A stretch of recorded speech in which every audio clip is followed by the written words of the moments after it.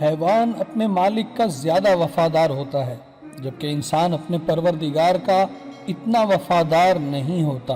حضرت حسن بصری رحمۃ اللہ تعالی علیہ فرمایا کرتے تھے کہ کتے کے اندر 10 ایسی صفات ہیں کہ اگر ان میں سے ایک صفت بھی انسان کے اندر پیدا ہو جائے تو وہ ولی اللہ بن جائے۔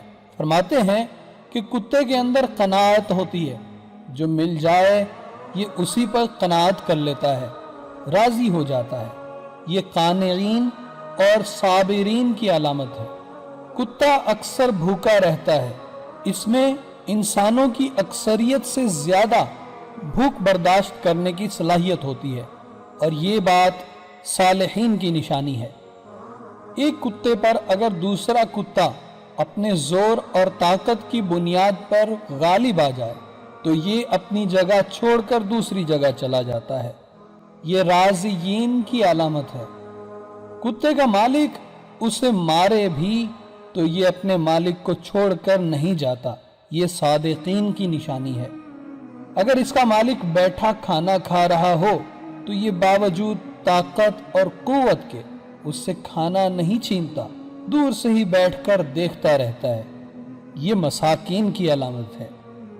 جب مالک اپنے گھر میں ہو تو یہ دور اس کے جوتے کے پاس بیٹھ جاتا ہے، ادنا جگہ پر راضی ہو جاتا ہے۔ یہ تواضع اختیار کرنے والے متواضعین کی علامت ہے۔ اگر اس کا مالک اسے مارے تو یہ تھوڑی دیر کے لیے چلا جاتا ہے، اور پھر مالک اسے دوبارہ ٹکڑا ڈال دے تو دوبارہ آ کر کھانا کھا لیتا ہے، اس سے ناراض نہیں ہوتا۔ یہ خاشعین کی علامت ہے۔ دنیا میں رہنے کے لیے اس کا اپنا کوئی گھر نہیں ہوتا، یہ متوکلین کی علامت ہے۔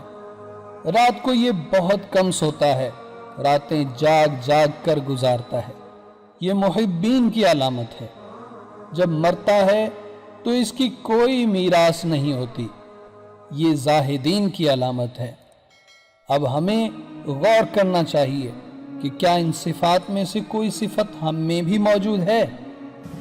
ہم نے تو جہنم کی بہت کی تدبیر، لیکن تیری رحمت نے گوارا نہ کیا۔